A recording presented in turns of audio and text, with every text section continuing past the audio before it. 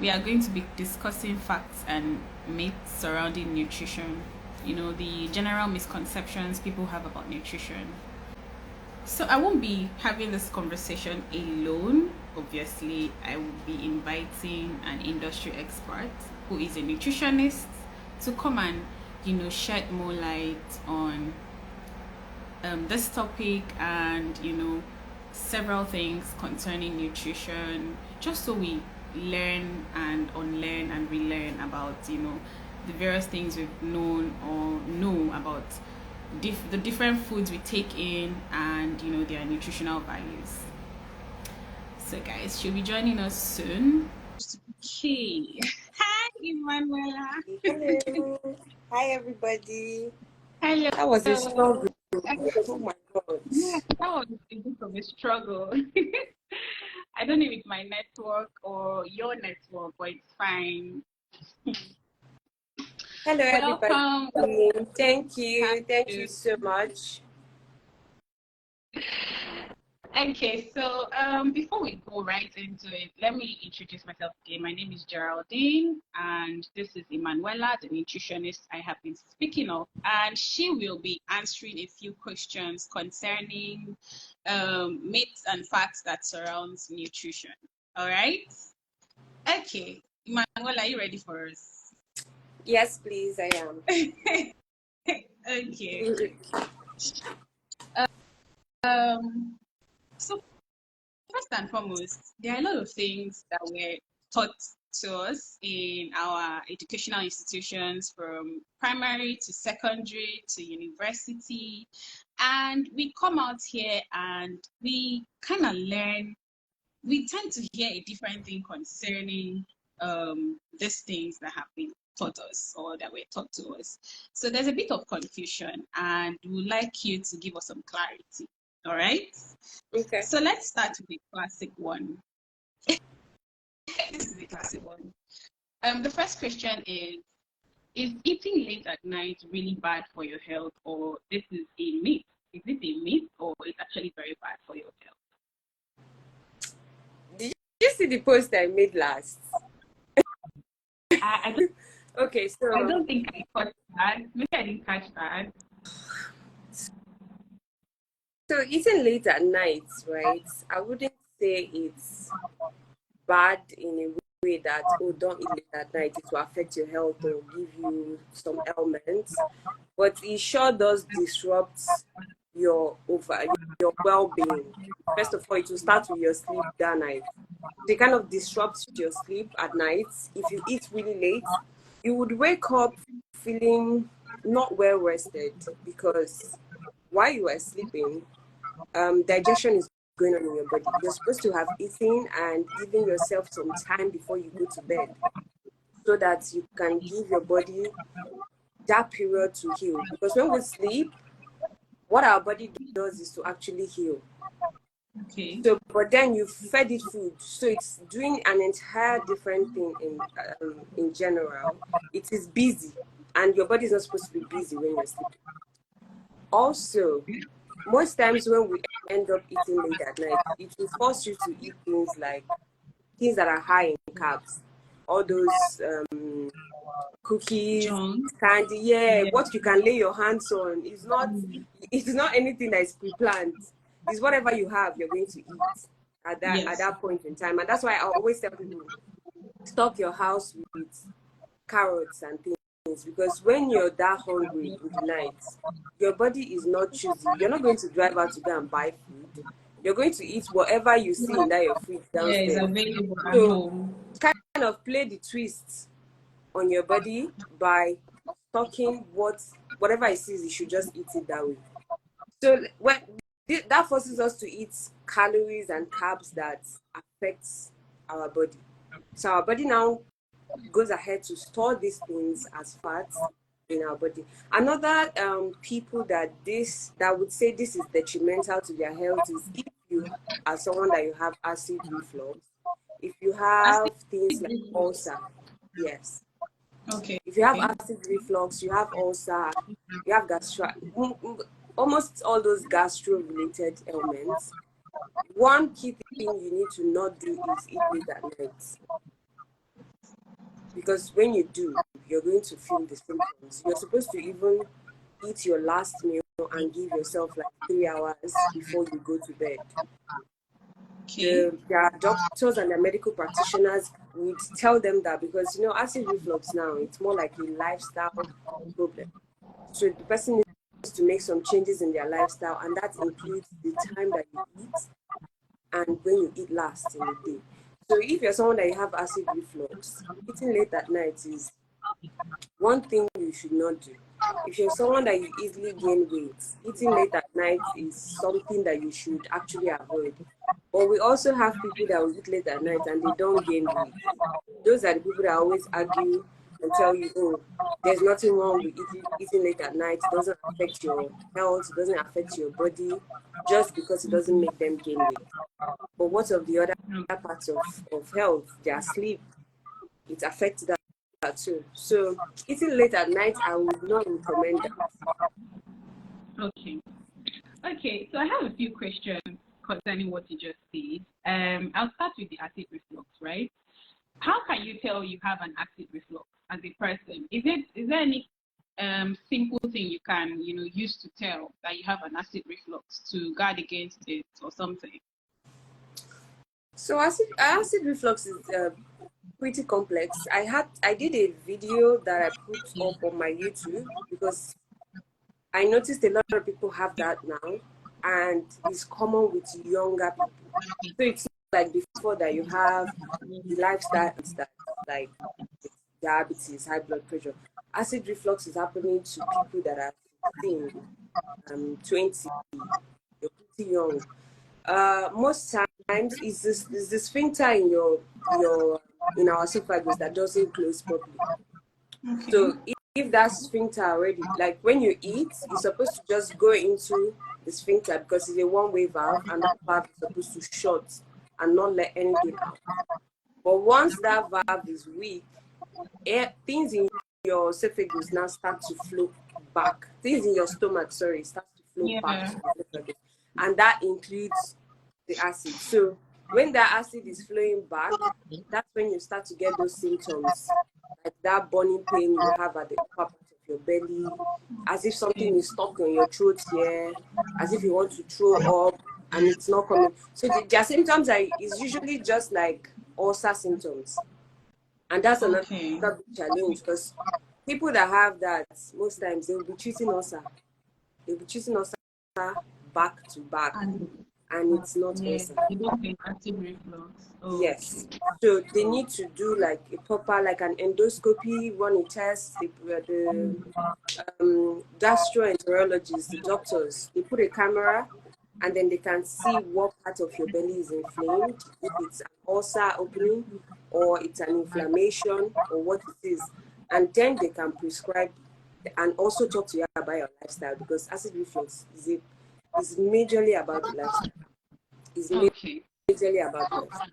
Okay, so what would you suggest is the best time to have your last meal for the day? Because some people have 4 p.m., 6 p.m., 8 p.m.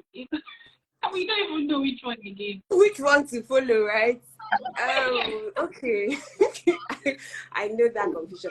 See, everybody now, especially now with social media, everybody is talking, everybody has a plan, everybody has whatever plan you go on or whatever thing, always try to like customize it to suit your lifestyle somehow.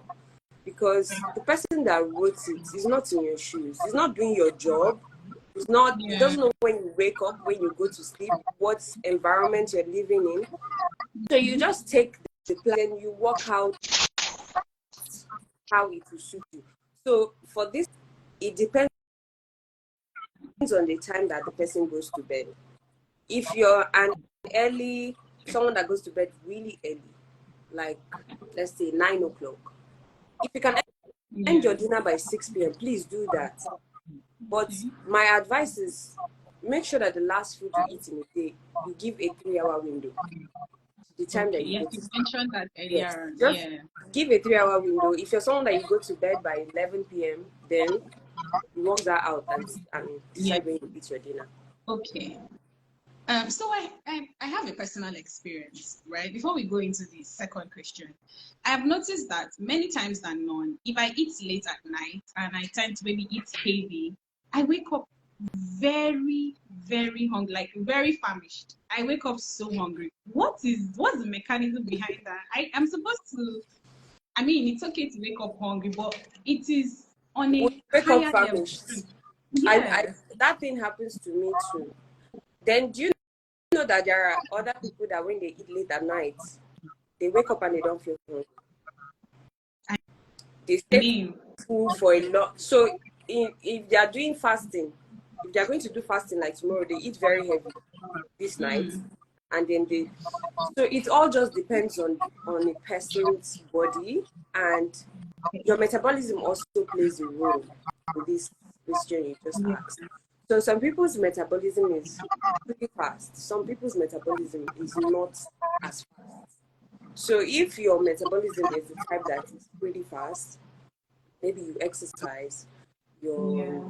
young, or it just differs in people. The possibility that you might wake up and be famished after eating a heavy food last night is going to be there. But if you're someone that your metabolism is a bit slow, you most likely will wake up and you might not feel that hungry. So it depends on everybody's body type. The individual, okay. Yeah, so Okay. you must pick what it's just the way they say breakfast is the most important meal of the day. I don't eat breakfast. Important. I don't eat breakfast because it doesn't work for me.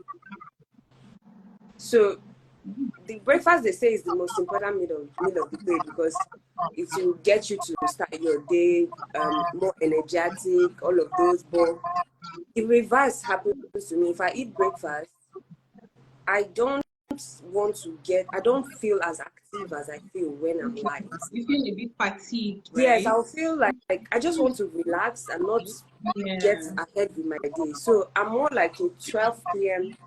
meal person, Okay. and that works for Okay. me. So you must know what works for your body. So it's not a And then, general thing. The yes, breakfast thing is not a general. It's not breakfast generally breakfast applicable. thing is not a general. So many people on social media will tell you breakfast is the most important meal of the day. This you have to eat that. Don't be skipping your Mm. breakfast. It's not everybody that it works for like that. I've seen someone that is not a breakfast person, and most people that are that way, when they start to eat breakfast every single day, the tendency that they will gain weight is Slows going to them be there. down.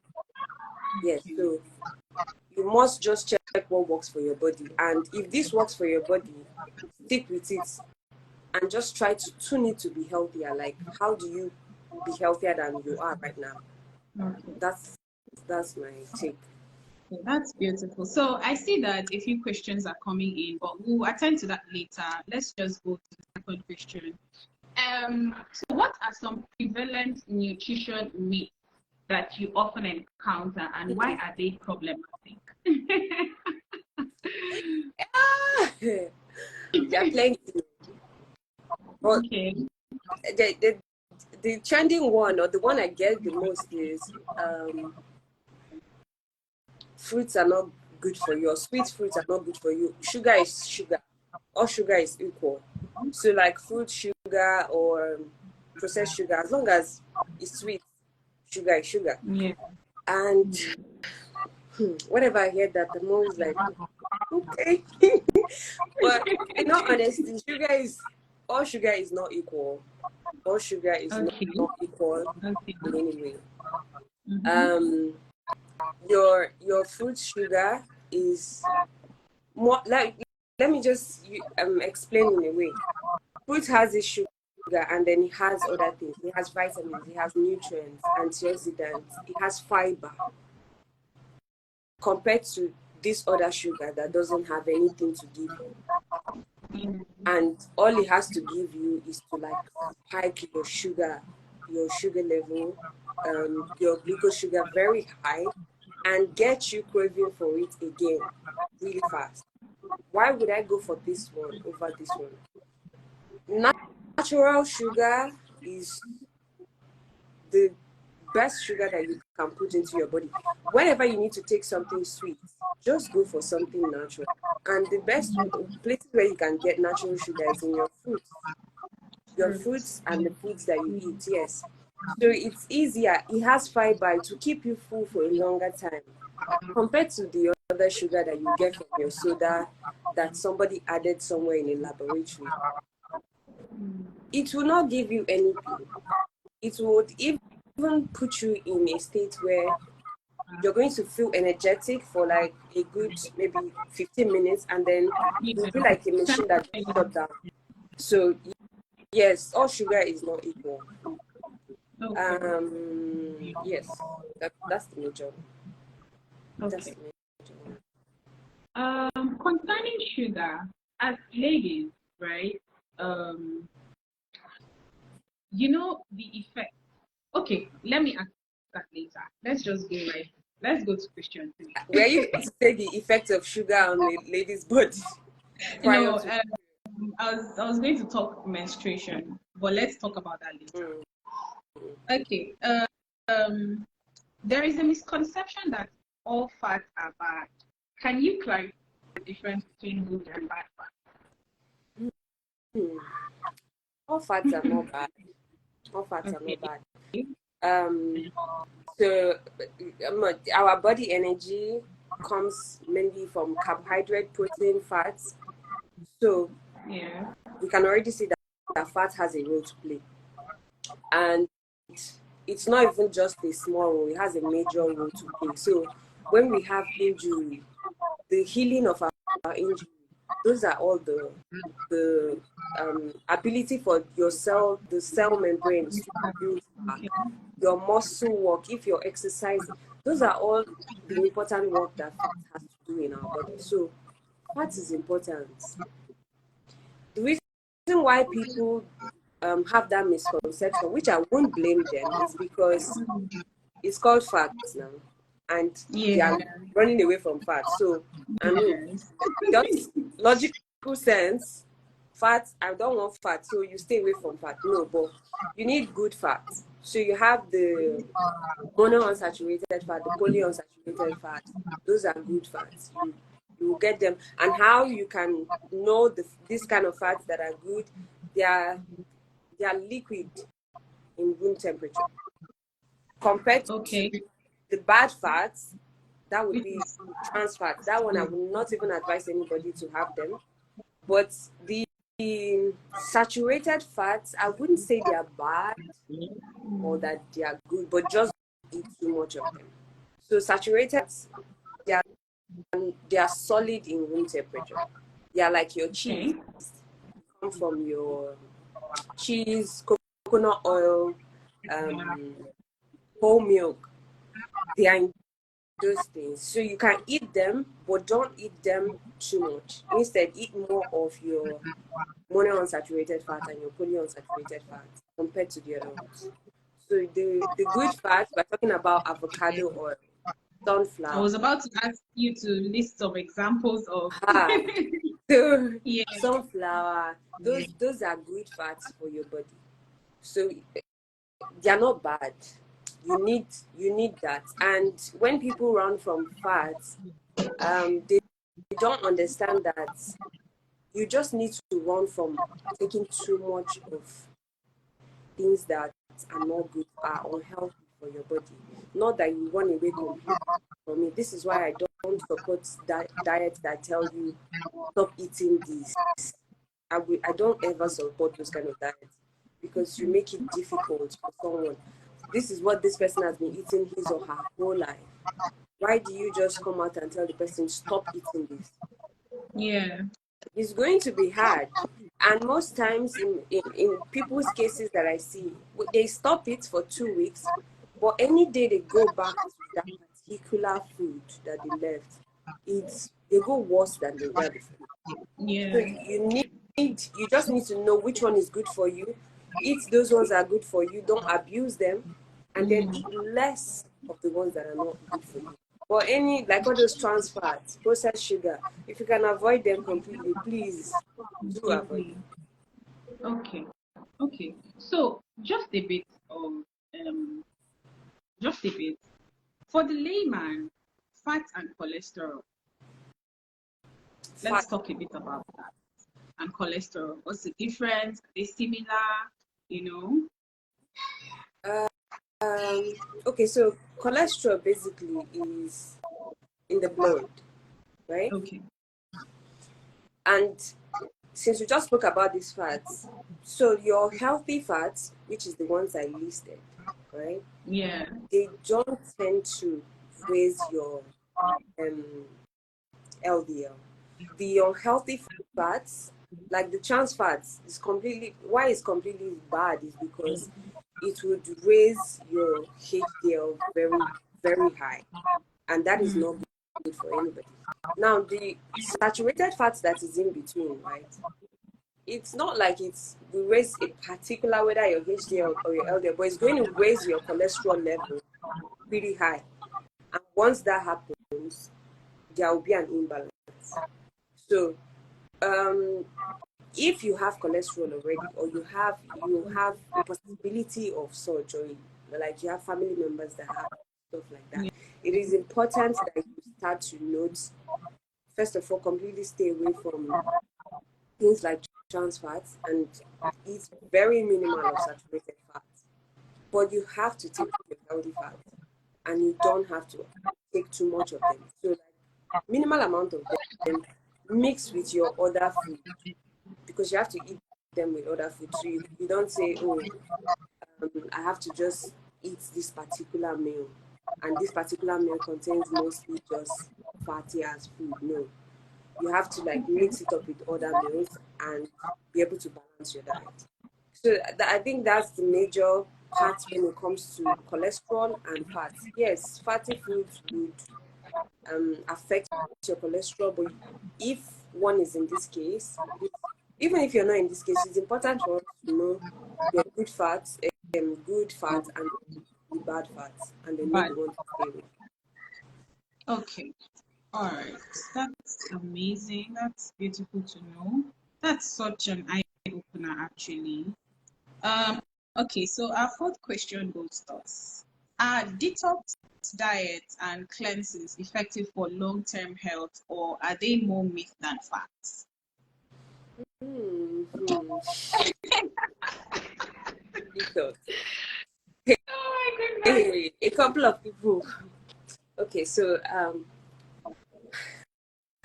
I think this is a big concern in the heart of everybody. Most Yeah. people.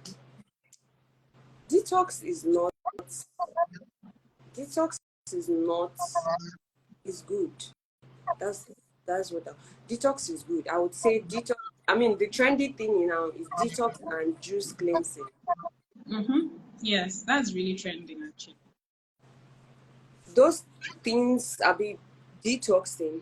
It's amazing for your body, but there is a misconception that I see a lot, and people in the process of trying to market these things, they say all sorts. So they tell you things like, oh, it's going to get rid of toxins in your body.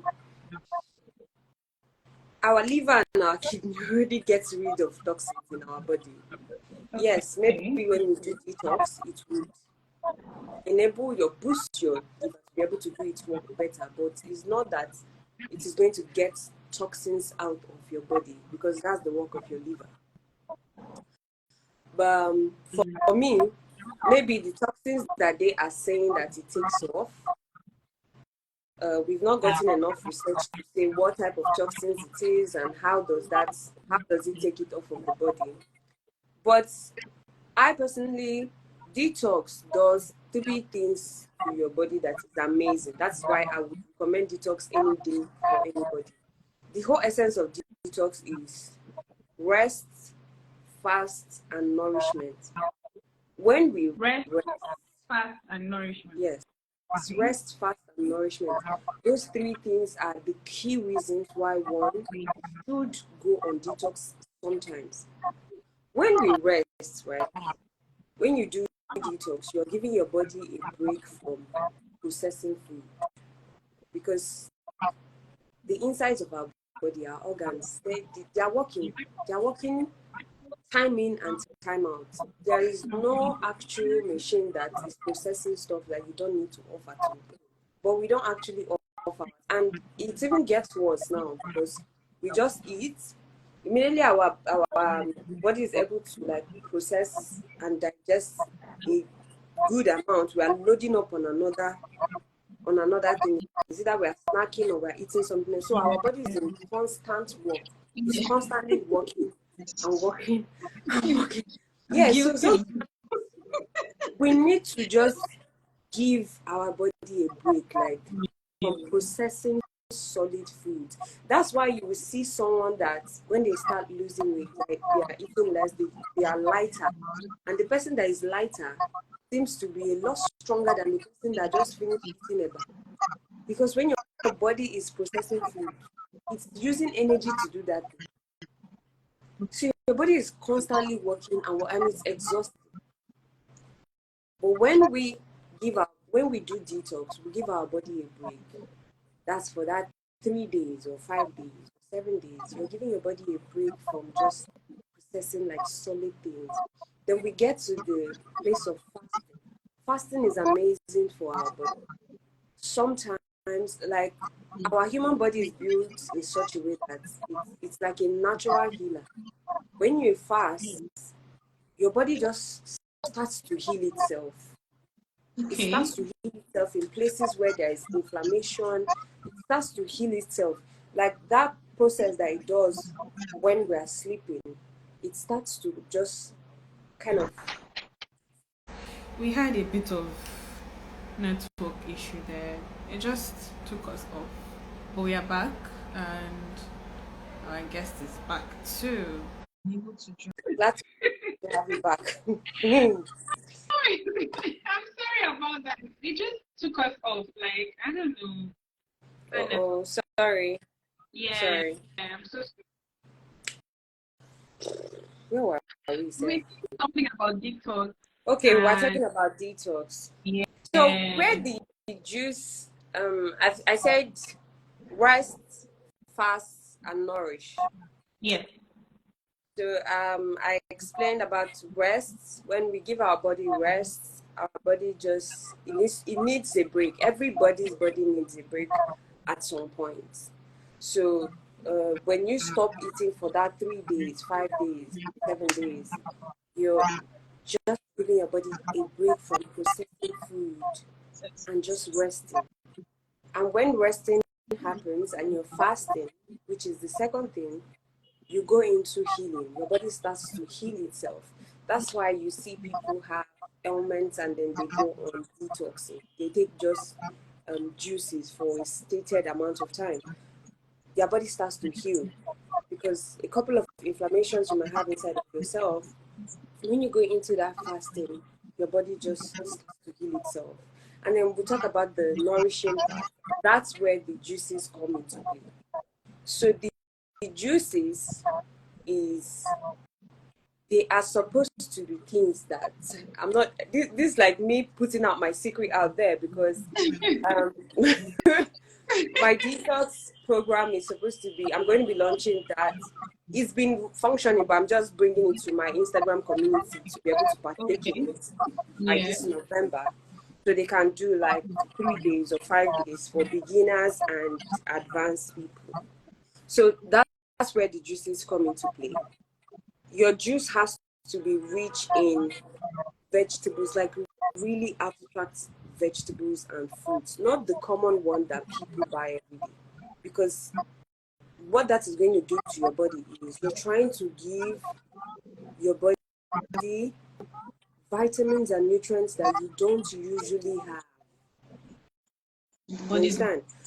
yeah. Yes, your body is not used to having them. It's not your regular thing. So it's supposed to be like with my detox, it's 80% vegetables and 20% fruit. You have just very minimal fruit, but vegetables that you don't eat, really concentrated vegetables that you don't eat so much. You rarely eat them every day. So at that time, it's like putting seed in a fertile ground. At that time that you're not eating anything and your body is in rest and you're giving it nutrients that it needs, it's grabbing every single thing that you're putting inside and using it to work. So that could aid your liver to be able to process its toxins Yeah. better. But I would not market detox as something that takes up toxins from your body, because that's like Okay. collecting the work of the liver and doing it. Now, whether it would help in long term is a bit difficult for you to jump into trying to change your lifestyle without doing some level of detox. And sometimes it's one of the reasons that so many people fail. If you just say, oh, I need to stop it, I want to change the way I eat, I'm going on this plan, I'm going on a meal plan, and you just start going on that meal plan without doing like a detox and giving your body rest, it will be difficult for you to just change from eating your normal eba and shaki and start eating potato tomorrow. Your body can't sustain that, because it's the whole thing, it will be fighting you back in terms of, I'm not used to this, this is not what I want, this is what I'm used to. So that's where detox kind of bridges the gap, because it prepares you to know that there's a new government, we are changing hands. Yes. We're changing hands, things cannot be the way it used to be. And that's why when you do detox, the first day is usually one of the hardest days. I always tell my clients, the first days are the hardest days, because you'll be so famished, you're hungry, your body Yeah. is rebelling against you by all means. But you Something just have alien to, is happening. yeah, it wants to go back to what it's used to. Your mouth is telling you all the things that it's craving. It wants this, it wants that. But it's like training a dog. You're trying to subdue your body to know that, no, you're not going to do this anymore. So by the second day, you start to get better. Your body starts to know that, okay, this is what it is Okay, now. you start By getting the used third, to. yes, Yeah.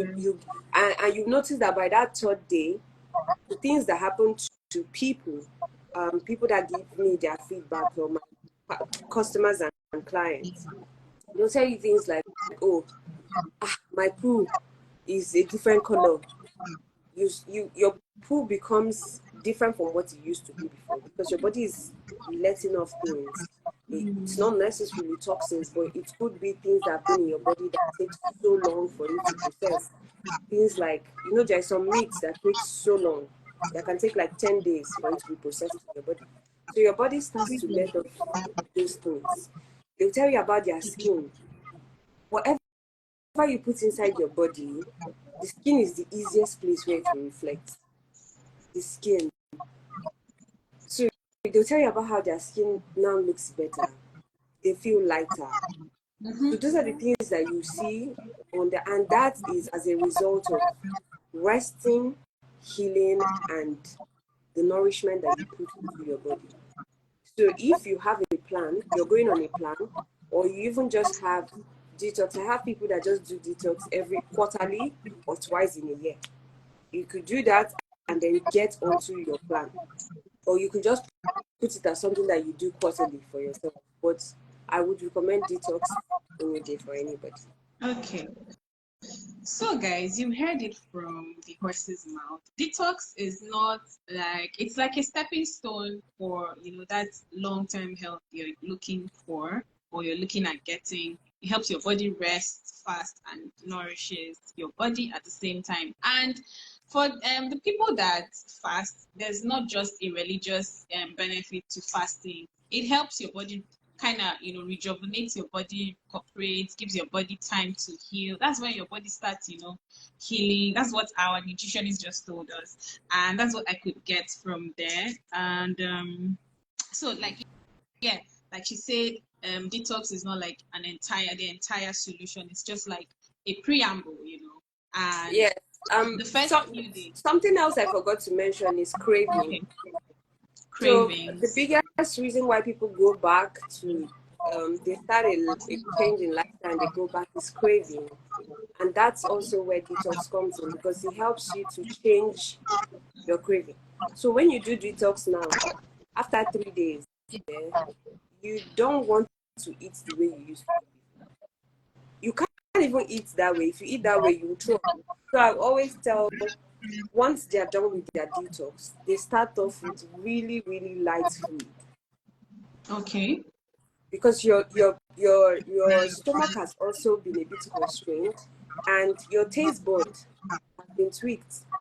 So you're not craving the things you used to crave before. And when people go against that and just use, oh, I've missed maybe one swallow and this quantity of food, and they buy it and they eat it, their belly pains them. They will have a belly pain for a while before they can go back to being normal. So it helps to like restrain your cravings for you to now go on that. I'm happy you brought that up because that's note to me, note to self. I usually have lots of erratic cravings. Like, I don't know, I have silly cravings. I just want to eat this. I sit down and my body wants to eat this. I know what my body wants to eat. Do you understand? So I think I went back on a detox journey shortly after this. Okay, so question number 5. What is the truth behind the idea that you should avoid carbohydrates to lose weight or maintain a healthy diet?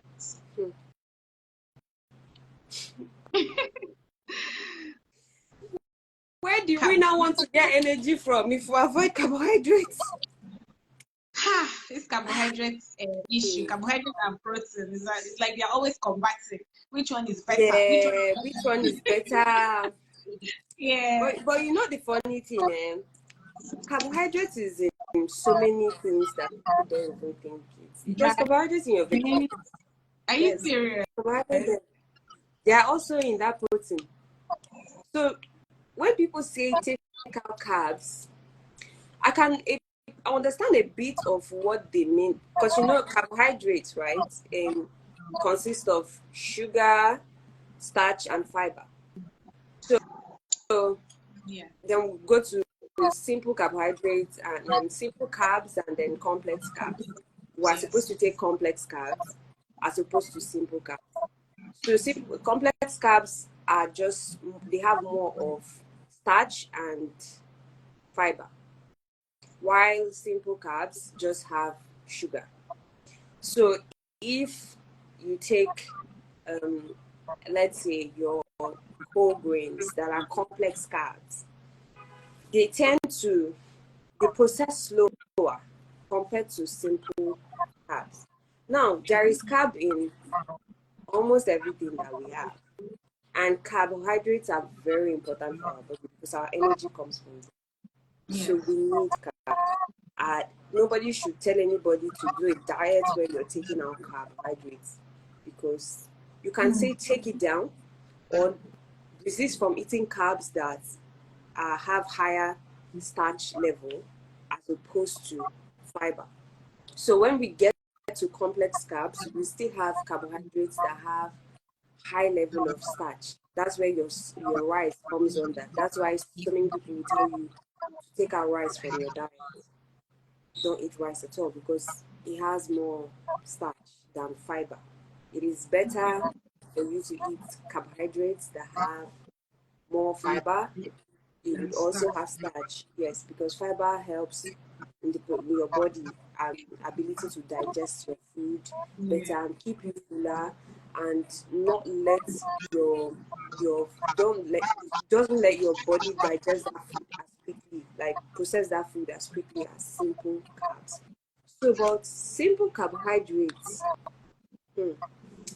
that one we need to go down on it, which is the sugars. Okay. Sugar, the brown sugar, the corn syrup, the syrups, the concentrate, all these juice concentrates, those ones, Yeah. simple sugars, they would shoot your blood glucose very high. Your blood sugar level. Okay. So complex carbs are important for our body. And complex carbs, let's take out keep the rice. Rice is also, still there, even though it's higher in starch. But all those your whole grain, your beans, your tubers, they are okay for one to have, but you have them in minimal quantity. And this is for people that are looking to lose weight. So if you're looking to lose weight, then you can say, okay, no simple carb. And then when I get to my complex carbs, I have to eat not so much of them. I would have it in minimal quantity because you're trying to be in a calorie deficit. But our Okay. body, we need carbs. We need carbs for energy. Don't go on Yeah. any diet that tells you to take out carbs completely. Okay. Speaking about carbs and you know what the body needs. So if we want to rank, you know, is it the classes of food? Do they have like a ranking where this one ranks over this one? You know, carbs or protein? Which one tops the chart? You know, which one is bottom barrel? You know, I mean, according to what the body needs. Okay, so that's like the food pyramid. Yeah? So there's a Okay. food pyramid actually that tells us what quantity of what like our food or our diet should be made up of. Okay.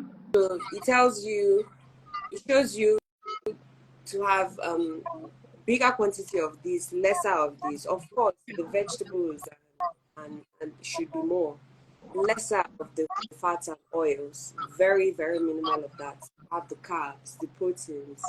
So it gives you an idea of what your plate should be like or what your diet should be like.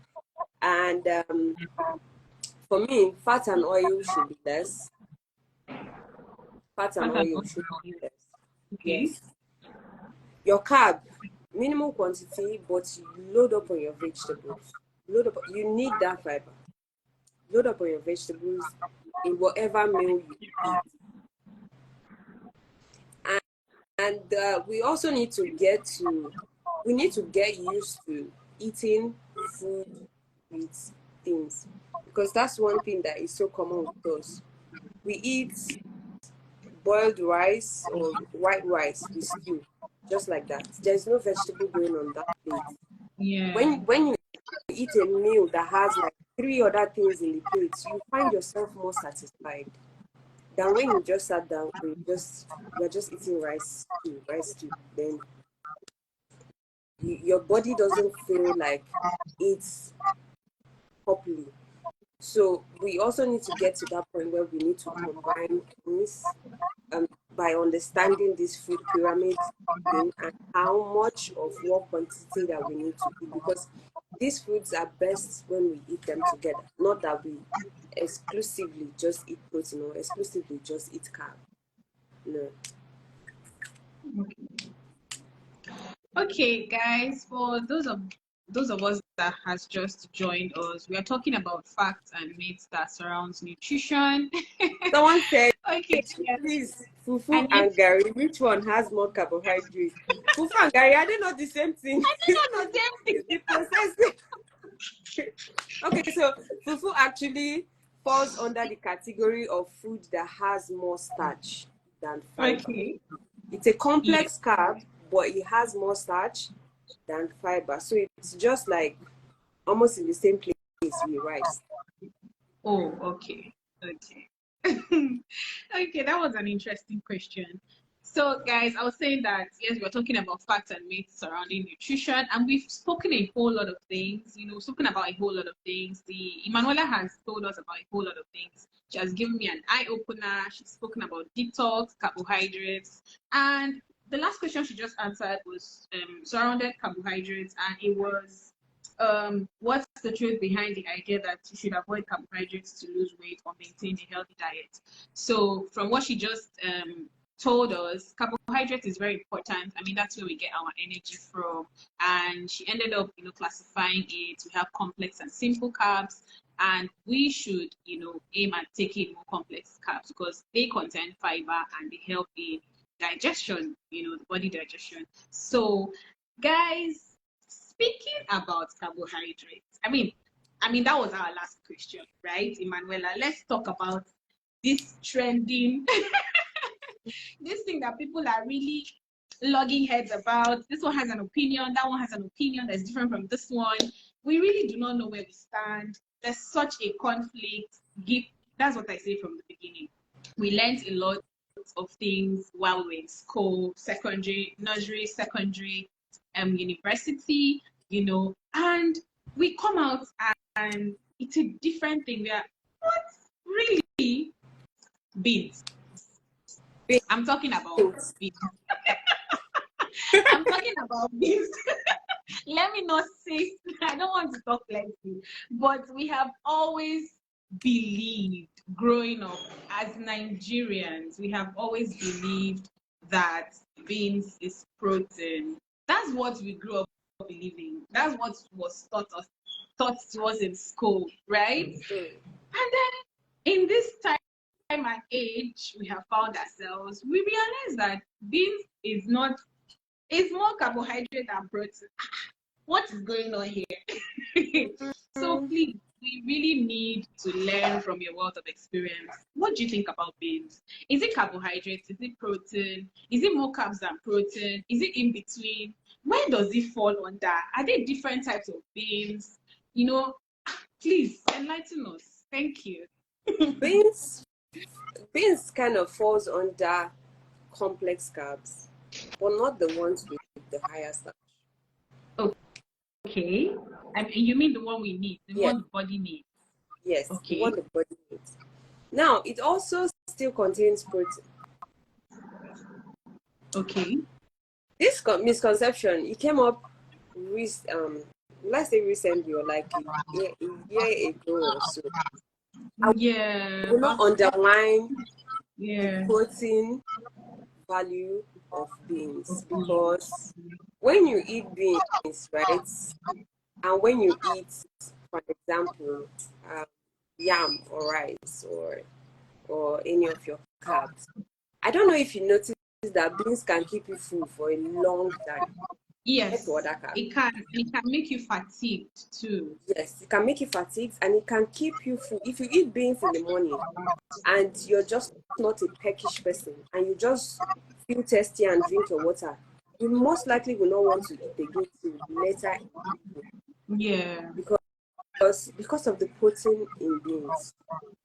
So beans still, it has a protein quantity, and it also has carbs. Yeah. But the way they say it, like beans is more of carbs, but it is still with the people that are supporting the diet of not to eat carbs. There is really nothing wrong in us having our beans. If you're looking to lose weight, you would still eat them minimally. There was a time that I was trying to drop like 2 sizes in my dress, and I would cook beans, maybe beans and potato, something, and I keep it in the fridge, because that's basically what I eat. And please, for people listening to this, if you work out, you exercise, or the people doing bodybuilding, you need beans. Forget about that. The whey protein and all those things, they are good, but you need beans. Yes, because when you're exercising, the tendency of you to eat more than you used to eat before is high. You need something that keeps your body full and doesn't process that fast. And beans will do that for you. And it's not just any beans. Almost types of beans. The popular okpa that is made with another type of bean, it does the same thing. Most of the other, they have some beans that have more carb than the other. I think maybe we're having this conversation one day.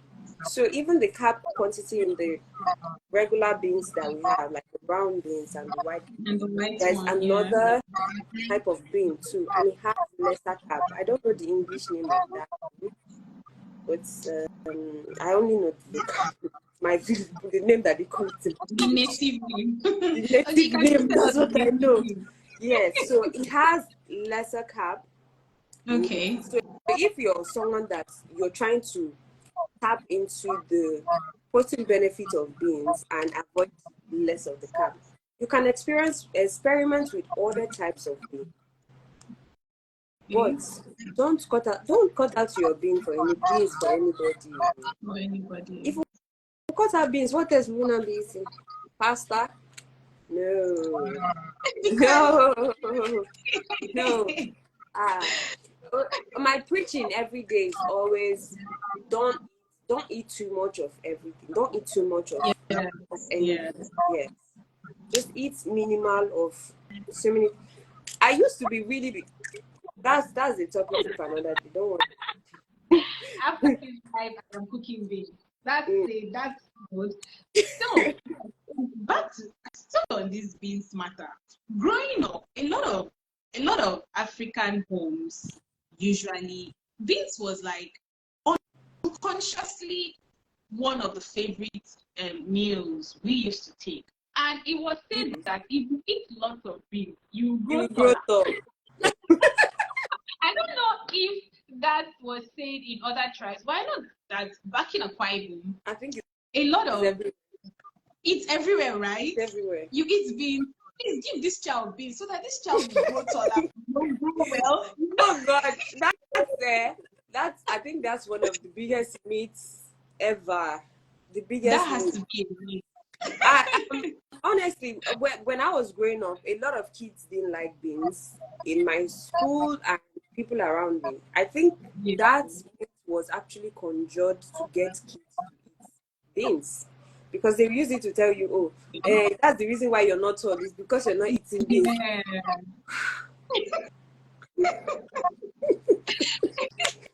How are we going to sell that to this Gen Z generation that know they are left from their right? You know, it's a myth, really. It's a myth because I see a lot of young people now that don't even eat beans. My nephew, he can't even stand beans, and he's way taller than I am. So, what's the explanation for that? That's the thing. That's the thing about beans. The fact that, from what you said, I get that beans is healthier than rice. But how did rice take center stage? Like, how did we? Like, it's almost like I don't know. Maybe it's because of parties and generally accepted meal for parties. But many people tend to like look at beans. If you give them beans and rice, choose. I think that most people will go for rice first. But how did rice take center stage like that when beans is healthier? Like I don't get it. Because rice looks bougie. Rice just Right, that could be it. that's just it. Rice looks bougie, and beans and people don't want to associate with something that doesn't look bougie. So rice is white. It's looking long. It appeals to kids. It appeals to kids. It appeals to yes. So can't you even see how rice after rice now for kids is pasta or indomie or the noodles because they just look bougie and like something that would be nice. I mean, and it's not even common to. It's not like an African food, right? Yeah. I feel like the Chinese eat rice more. Pasta is an Italian, meal, and we just adopted those things. That's a sad thing, but that's a topic for another day. Last but not the least, let's talk about this particular. I will not go off this slide if I don't ask you this question. What's that? Hey, this one is so disturbing to me. And I want to believe many people on this live want to learn about it too. Drum roll. Oh my God, I'm wondering what. About Pomo.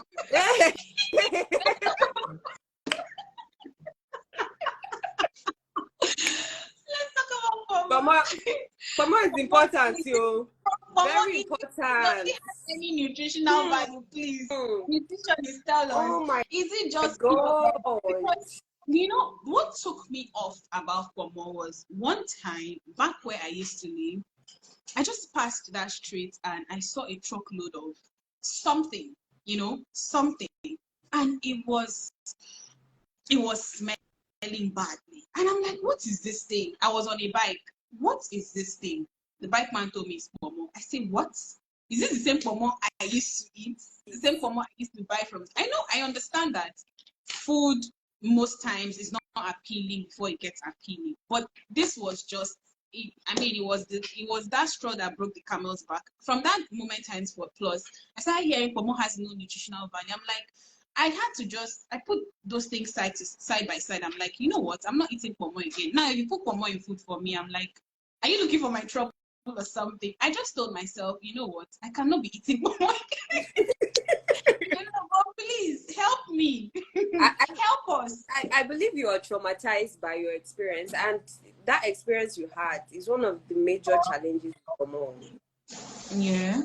So the thing about Pomo, right, is more less about the meal itself and more about the cow that they got the meat from or the Okay. skin from. Yeah. Yes, because people would tell you, oh, these cows, they're not even really being well taken care of. The people rearing them don't even take care of them themselves like that, not to talk of the cow. Now, they also don't have so much access to veterinary doctors. So most times when the cow is ill or so, they just inject antibiotics into the body of these cows for it to be good and moving. There's no, and they're pumping that medication inside the body of that cow. It's not like they have a particular prescription or they know exactly what is wrong with it that are doing that. So that medication they are putting in that cow is a challenge. The process of also processing the pomo is another challenge because they use a lot of chemicals to maybe wash the body of Okay. the back of the pomo. They roast it, they use fire to burn it, all of that. If they could just boil it, then it would be safe to a large extent. But the process of them making it is what one cannot, you can't really say it is safe. But outside of that, when that this trend, I think it came last year, beginning of last year or so, a couple of people did video about Komono being not having any nutritional value. I don't know if it's the people that need it for leather that sponsored all those videos. Yeah. But I said that. Okay. it's going to be very difficult for you to get something from the body of an animal that doesn't have something to give. Okay. That makes Okay? sense. Yes, like even though it is the skin, it will have something to give. Pomo has protein, even though the protein in it is is collagen more like, which collagen is good for our skin. It helps with all the wrinkling, the spots. Collagen is good for our skin. So, and in most people self, when they do, like people that do biochemistry and stuff, they can actually Yeah. like extract the collagen from the back of the pomo to use and do. Find them some body products, some creams, lotions. Yeah. So, pomo actually has that. So it's not something to say, oh, I won't eat pomo because, and guess what? It's low in calorie. It's pretty low in calories. So if you're someone that is even watching weight, pomo is something to add in your diet if you like emotion to eat as protein that has, I mean, less calories. But the concern is with the process of food being made. That's the biggest concern. If you can skin your own cow, then. But if not, I'm always skeptical. I understand that. I mean, just to further buttress what you just said, I couldn't agree more. I know that the way you handle animals, especially livestock, edible animals, is it has a big role to play on what the final product, what it gives to the body, how it comes, and everything that surrounds it, from the transportation to breeding it, transportation, feeding, the health. The way you handle animals generally has everything to do with, or it has, like, the after effect matters, because, for instance, like the cows you spoke about, if transporting cows from, let's say, maybe the north down to maybe Lagos, and it has undergone stress, it's thirsty, there's just a lot of cows in one truck. When it gets to the final destination, and you tend to, for people who know that,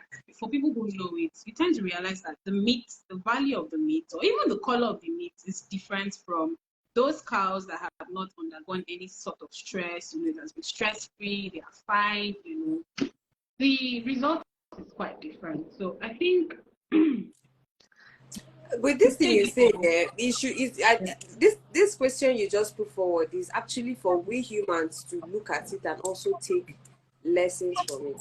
If cow can look like that when they are stressed, imagine what you look like when you're stressed. Your inside, what your inside looks like when you're actually stressed. No, stress is a major killer. Yes, Stress is a really. major killer.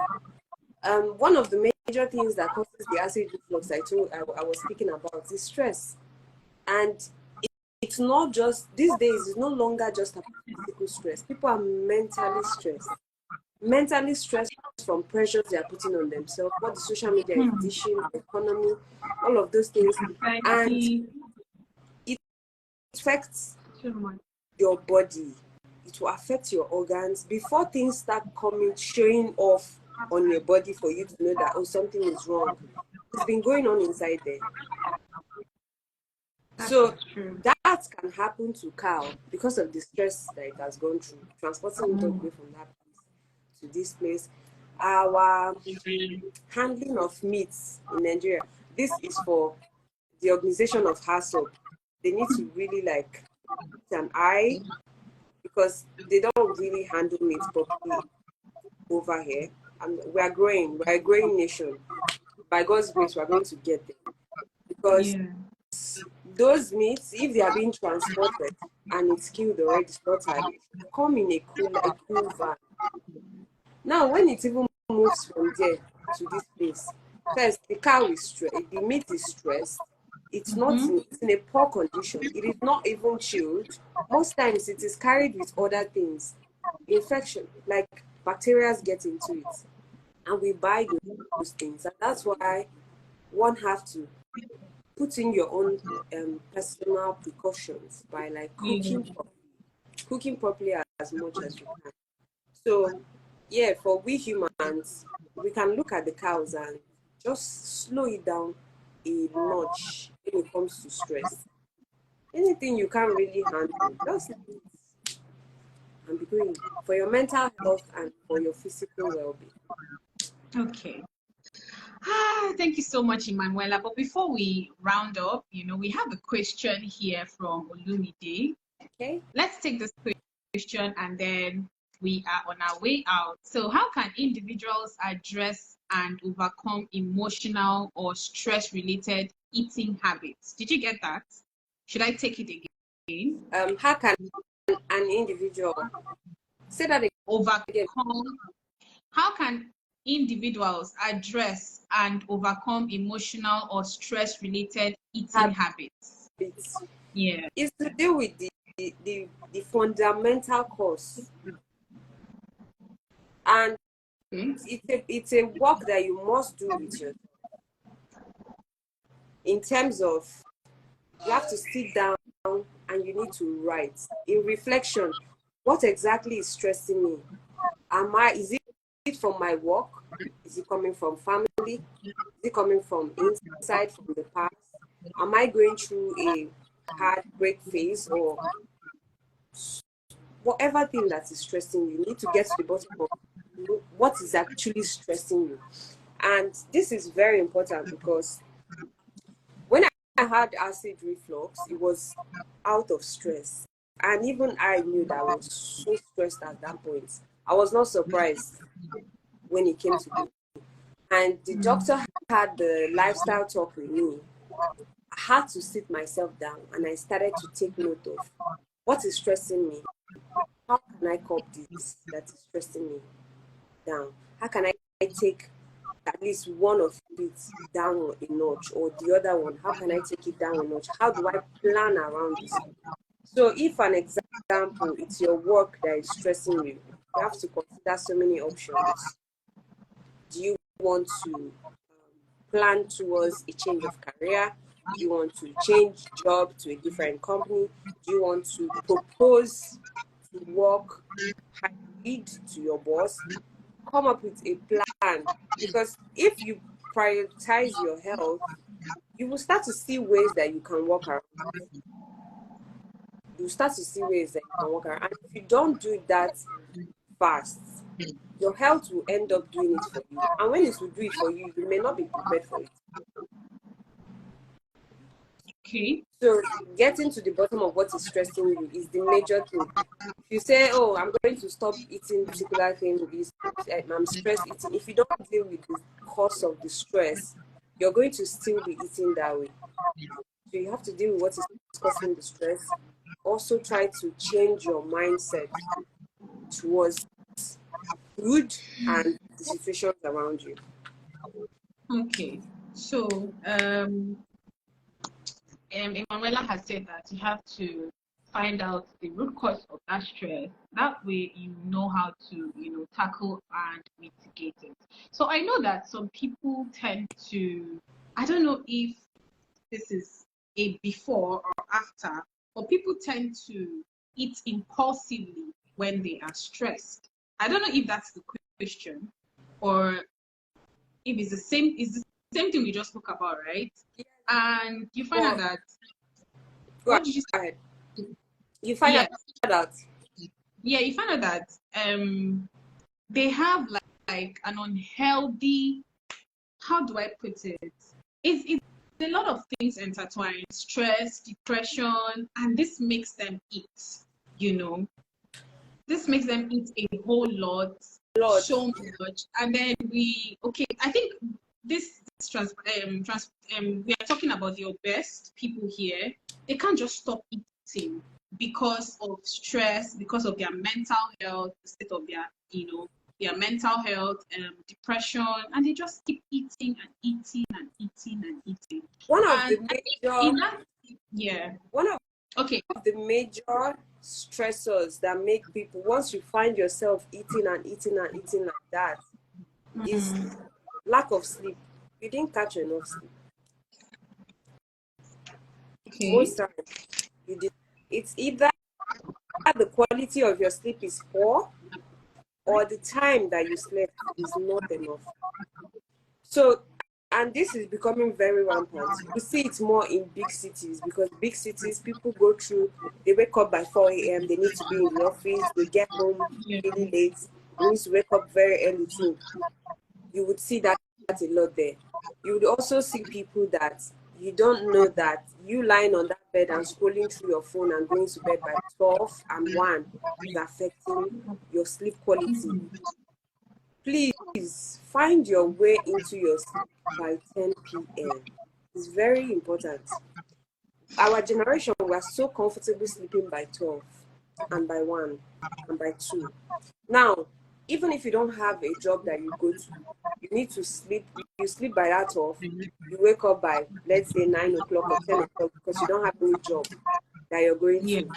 There is a healing process in your body that you have just omitted somehow.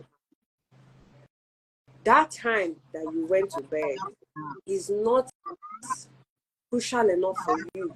It's not good enough for you to catch quality sleep that can help your body to do the healing that it needs to do.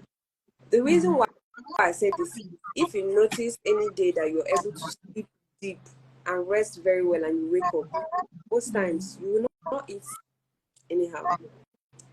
You will not eat like, you will not just be putting things inside of your mouth like that. Now, when your sleep quality is poor or you're not catching enough sleep, and then you now have other stressors in your life, you will now move from just eating anyhow to depression and all these other things that you're saying because your stress keeps increasing, it keeps increasing, keeps increasing. So most times, if you notice, and that's one thing that has helped me because I fall under this category. Any day I don't sleep very well, I will find myself wanting to eat this, eat that, eat that. So me knowing the root cause of why I am acting that way makes it easier for me. Since I already know that sleep is my problem, or sleep is the reason why this is happening, I'm going to be looking for any possible window for me to catch sleep. I need to sleep. Yes, you need to sleep. When you sleep and you wake up like that, your body just, it kind of like, it gets a bit satisfied. Gets the satisfaction that it did not get last night. So kind of for tends this to person that resolve raised it. this topic, pay attention to your sleep quality. Sleep quality and sleep quantity, they are not the same thing. Sleep quality and the time you sleep, the quantity of hours you catch in sleep, they are not the same thing. Someone that takes alcohol and you go to sleep and you sleep for 8 hours, but you're waking up in between, your sleep quality is poor because you did not have a deep sleep for at least a good amount of 4 to 6 hours. You need to have that deep sleep for at least 4 to 6 hours to feel better. It's first time I'm hearing about sleep quality and quantity. This has been such an insightful conversation with you, Emanuela. I have learned a lot from you, and I believe other people here who joined this live has learned a lot. It has been so insightful, so eye-opening. Thank you so much, for Thank coming on and having this conversation with us. So, what are your final words? What's that last advice you'd like to give our viewers as a nutritionist? Yes. you. Take your food, your diet, very important. You can only go as far as your body lets you go. So no matter what you're chasing, once you have one health problem, that health problem becomes your biggest focus. It's no longer about how I need to bring in this container, I need to do this. All of that doesn't concern you anymore. So as far as you want to go, as big as your dreams are, because you need to achieve those dreams, you need to prioritize your health.